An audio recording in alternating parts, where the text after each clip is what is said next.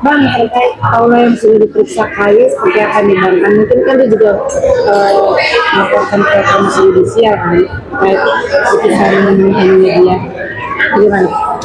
Oke, ya sebelumnya Paula ini kan melaporkan hakim ya yang memeriksa dan mengadili perkara perceraian Paula dengan Mbak Im itu ya ke Komisi Yudisial. Komisi Yudisial itu suatu lembaga yang memeriksa etika atau perilaku hakim, bukan putusannya ya, etika atau perilaku hakim. Sehingga kalau Paula melaporkan hakim ya, ke KY, berarti yang akan diperiksa ini adalah perilakunya atau etikanya. Nah, kemudian Paula informasinya sudah diperiksa oleh KY.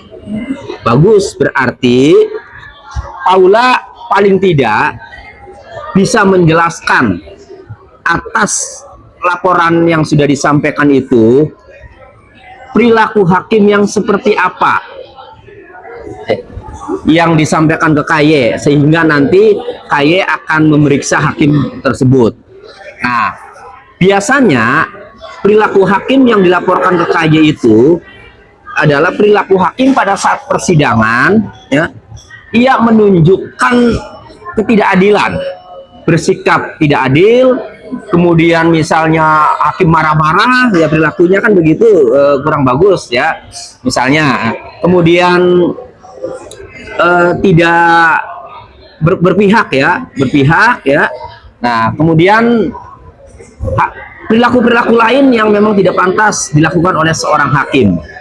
Nah, KY ketika menerima atau memeriksa Paula atas aduannya itu ya, nanti kemudian KY pasti memeriksa hakim.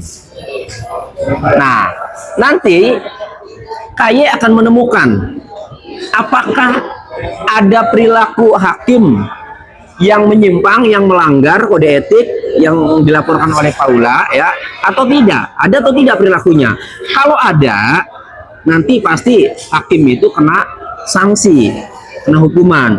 Tetapi kalau tidak ada, ya berarti tidak ditemukan perilaku hakim yang melanggar kode etik ya. Nah, jadi menurut saya ini perkembangan bagus, langkah bagus supaya ada kepastian hukum. Jadi jangan sampai viral di media sosial saja sementara proses hukumnya tidak dilakukan. Nah, jadi kalau dilakukan, ini sudah bagus, Paulanya sudah dimintai keterangan. Nah, sampaikan yang menurut Paula bahwa hakim-hakim itu telah melanggar kode etik, sampaikan dengan bukti-buktinya atau saksi-saksinya. Nah, baru kemudian KY memutuskan apakah ada hakim yang melanggar perilaku dan kode etik hakim atau tidak. Dalam hal ini hakim yang menangani perkara Paula. Berarti nanti kemungkinan dari pihak jaksa juga ada pemanggilan, pemeriksaan atau gimana? Dari KY nanti pasti setelah memeriksa Paula, ini pasti memeriksa hakim. Ya, hakim yang dilaporkan oleh Paula ini pasti diperiksa juga oleh KY.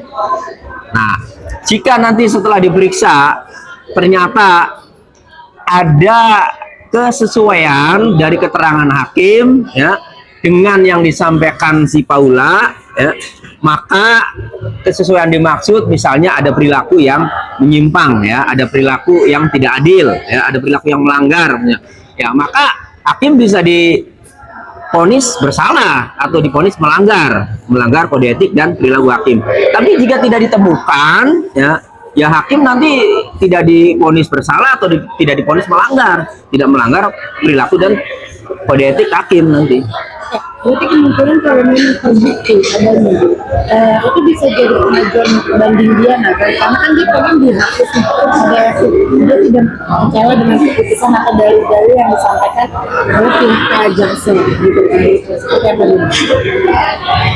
Jika hakim yang memeriksa atau mengadili perkara Paula Baim ini terbukti melanggar kode etik dan perilaku hakim, tidak berpengaruh kepada putusan banding ataupun putusan kasasi, tidak berpengaruh kepada putusan pokok perkara, tidak berpengaruh. Yang diperiksa di KY ini hanya soal perilaku hakim. Sementara kalau perkara pokoknya nanti dibanding sampai kasasi ya, seandainya sampai kasasi, ini hanya mengoreksi putusan Pengadilan Agama Jakarta Selatan ini salah atau tidak dalam menerapkan hukum dalam memutus, itu saja. Nah, jadi tidak ada kaitannya, tidak akan berpengaruh kepada putusan perceraian. Jadi perilaku dan kode etik hakim ini ya ketika diputus ini hanya untuk menghukum personal hakim, tidak berpengaruh kepada putusan perceraian. Berarti Bang Paula tujuannya adalah untuk menghukum kurang lebih menghukum si hakim yang mengatakan dalil-dalil yang dia tidak inginkan.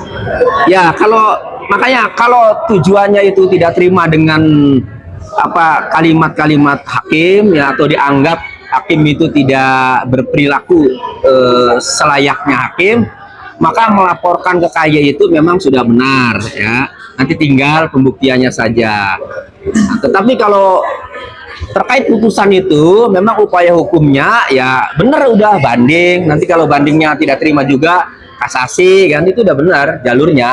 Nah, jadi harus bisa dibedakan ya. Memang kalau perilaku hakim melaporkannya itu ke KY.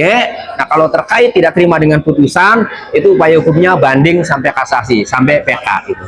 Ya, Bang, satu lagi, mungkin biasanya kalau memang terbukti hukuman apa sih yang didapatkan oleh hakim yang melakukan melanggar kode etik itu?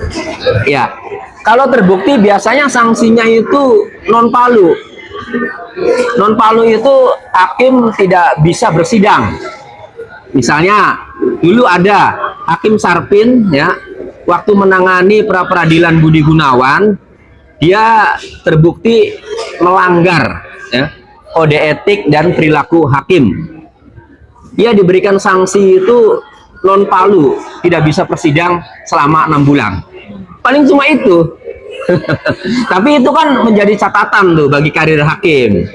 Itu. Nah, jadi sanksinya itu non palu biasanya kalau terbukti. Terima kasih ya.